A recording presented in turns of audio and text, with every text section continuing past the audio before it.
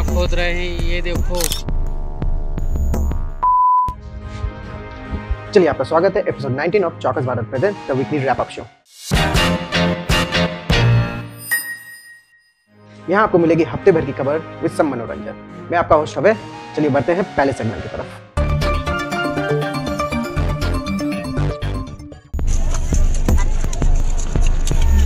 हाल ही में रिलीज हुई एक मूवी विकी कौशल स्टारर छावा, और इस फिल्म में जिक्र किया जाता है मध्य प्रदेश के बुरहानपुर के बारे में कि वहाँ पर सोने का खदान है। अब इस मूवी को देखने के बाद कुछ लोग असीरगढ़ के खेतों में पहुँच गए देर रात सोना खोजने, और तभी एक वीडियो जम के वायरल हुआ जहाँ देर रात लोग हाथों में टॉर्च इमरजेंसी लिए सोना खोद रहे, छान रहे मट्टी कि सोने के सिक्के मिल जाए।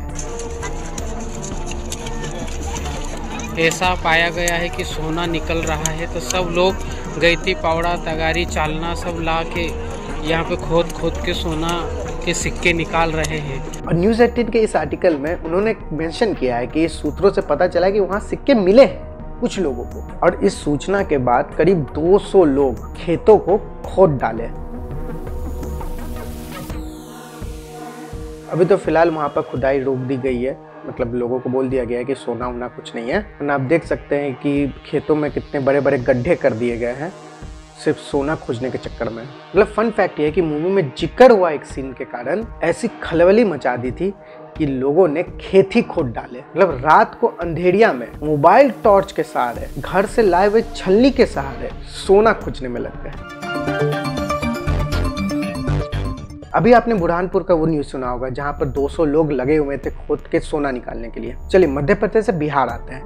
बिहार के आरा डिस्ट्रिक्ट में कुछ 6 लोगों को लगा कि खोद के निकालने से अच्छा शोरूम से ही ले लेते हैं गन पॉइंट पे। चलिए शुरू से शुरुआत करते हैं। तो 10 मार्च की सुबह 10:20 में 6 अपराधी आरा के तनिष्क शोरूम में घुसते हैं और पहले अपने गन पॉइंट पे गार्ड को किनारा करते हैं, और जब तक शोरूम के स्टाफ ये सब चीज समझ पाते हैं तब तक उन सबको इन लोगों ने बंधक बना लिया था। 25 मिनट तक ये लूटपाट चली और 25 करोड़ के आभूषण उड़ा ले गए। अब इन अपराधियों के जाने के बाद पुलिस को सूचना दी जाती है। 10:55 में पुलिस शोरूम पहुंचते हैं। फिर इस शोरूम का सीसीटीवी फुटेज पुलिस देखते हैं, और इस सीसीटीवी फुटेज के आधार पर अपराधियों को चिन्हित किया जाता है। और फिर पुलिस की छापेमारी शुरू होती है। तभी अचानक बड़हारा थाना के बबूड़ा छोटी पुल के पास अपराधियों ने पुलिस पर फायरिंग शुरू कर देती है, जिसके बाद पुलिस ने भी आत्मरक्षा के लिए और 2 अपराधियों के पैर पे पुलिस की गोली लगी और दोनों अपराधियों को गिरफ्तार कर लिया गया, और लूटे गए 3 में से 2 झोला आभूषण बर्बाद कर लिया गया। मतलब चट लूट अटपट पकड़ा गया। मतलब बिहार पुलिस की तो दाद देनी पड़ेगी इस चीज में।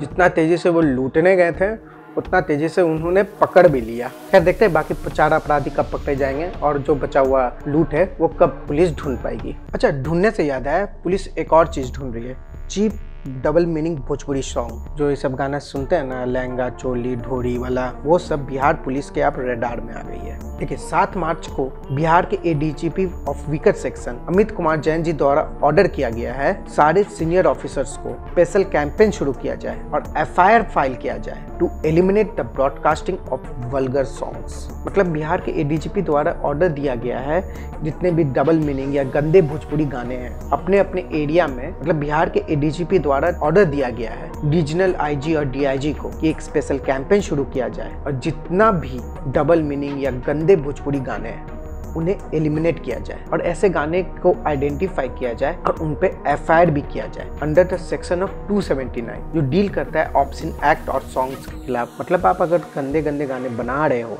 डबल मीनिंग सॉन्ग्स बना रहे हो, पब्लिक प्लेसेस में बजा रहे हो, तो सावधान हो जाइए। बिहार पुलिस आप पर नजर रख रही है, तो सावधान हो जाइए, आप पर एफआईआर भी हो सकती है। वैसे डबल मीनिंग्स और वल्गर भोजपुरी सॉन्ग काफ़ी सालों से भोजपुरी का नाम तो खराब कर रहे हैं, मगर चलो अब जाके बिहार थोड़ा एक्शन में आया है इस सॉन्ग्स को लेकर। उम्मीद करते हैं कि एक्शन बना रहे, वरना ढोड़ी चोली करके तो कोई भी गाना लिख सकता है भाई, इसमें कौन सा टैलेंट था। अगर आपको वीडियो पसंद आया तो डेफिनेटली लाइक कर दीजिएगा और लोगों से जरूर शेयर कीजिएगा। इन टॉपिक पर डिस्कस करने के लिए या आपका कोई राय मशवरा है इस टॉपिक को लेकर कमेंट जरूर कीजिएगा और हमें फेसबुक, इंस्टाग्राम, ट्विटर पर फॉलो कर लीजिए। चलिए धन्यवाद।